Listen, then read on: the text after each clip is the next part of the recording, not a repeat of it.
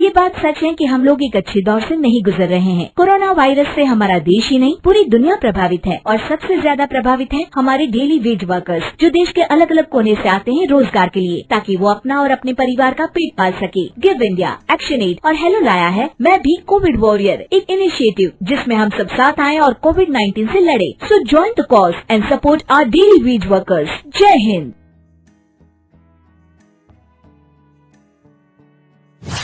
रजनी को बचपन से ही पेंटिंग का बहुत शौक था।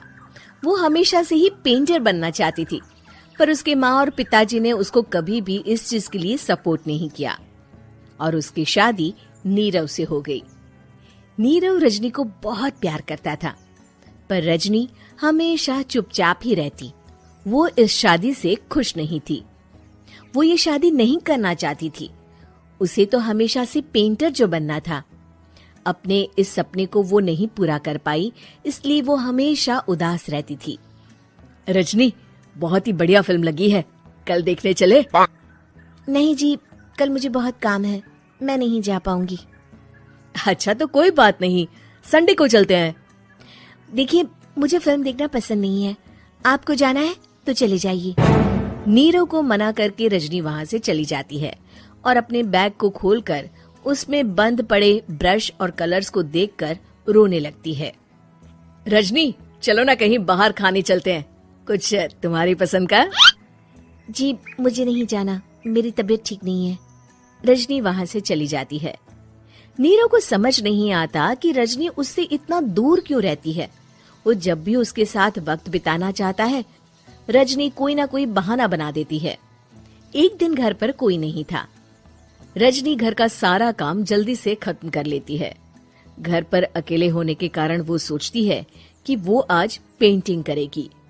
वो अपने कमरे में जाकर पेंट ब्रशेस और कलर्स निकालकर जैसे ही कलर मिक्स कर रही होती है कि दरवाजे पर बेल बज जाती है। अब कौन आ गया इस वक्त? इतनी मुश्किल से तो मुझे पेंट करने का मौका मिला है। रजनी दरवाजा खोलती है तो उसकी सास अपनी सहेलियों के साथ खड़ी होती है और सब घर के अंदर आ जाते हैं।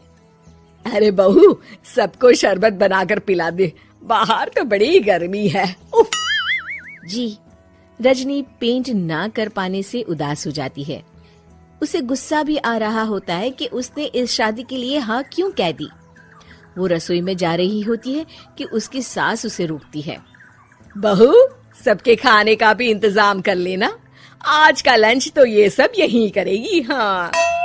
रजनी बिना कुछ कहे रसोई में चली जाती है। सबके लिए खाना बनाती है। सब खाना खाते हैं और रजनी घड़ी देखती है कि ये सब कब जाएंगे ताकि वो अपनी पेंटिंग कर सके। जब शाम होती है तब सब चले जाते हैं अपने घर। अरे बहू, सब तेरे खाने की तो बहुत तारीफ कर रहे थे, सबको बहुत अच्छा लगा खाना। आपको मुझे सुबह बताना चाहिए था ना कि आपकी सहेलियां आ रही हैं। पता भी है कितना वक्त लगा सारा खाना बनाने में। अरे बहू, तू ऐसे कैसे बात कर रही है मुझसे? तो और कैसे बात करूं? मैं इस घर की कोई नौकरानी नहीं हूं कि इतना काम करूंगी। रजनी अपने कमरे में जाकर दरवाजा बंद कर लेती है। शाम को जब नीरव आता है तो उसकी माँ उसे पूरी घटना के बारे में बताती है। क्या रजनी ने आपसे इस तरह बात की माँ?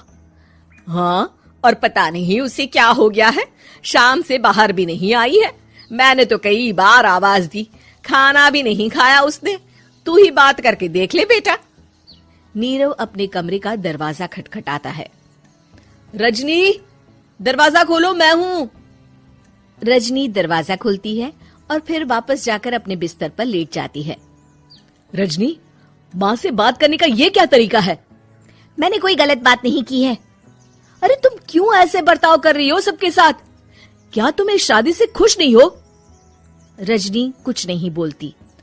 अरे बताओ मुझे रजनी, क्या ये शादी तुम्हारी मर्जी के खिलाफ हुई है? हाँ, मैं ये शादी कभी नहीं करना चाहती थी।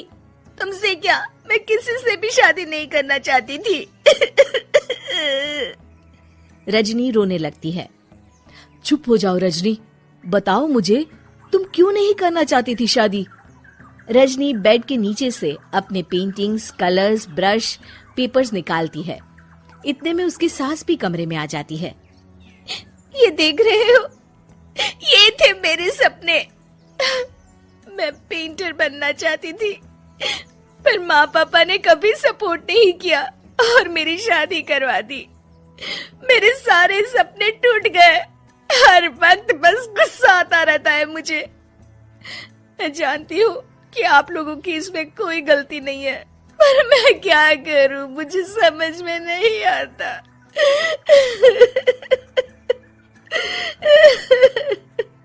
रजनी फूट फूट कर रोने लगती है।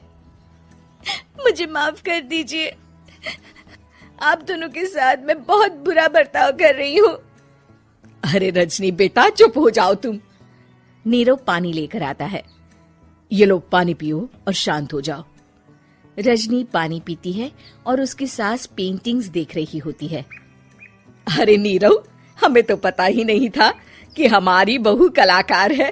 अरे कितनी अच्छी पेंटिंग्स बनाई है, देखो तो। ये वाली तो मैं अपने कमरे में ले जाऊंगी। आपको ये पेंटिंग्स अच्छी लगी? अच्छी नहीं, बहुत अच्छी लगी। और तुमने हमें बताया क्यों नहीं? तुम जब चाहे पेंटिंग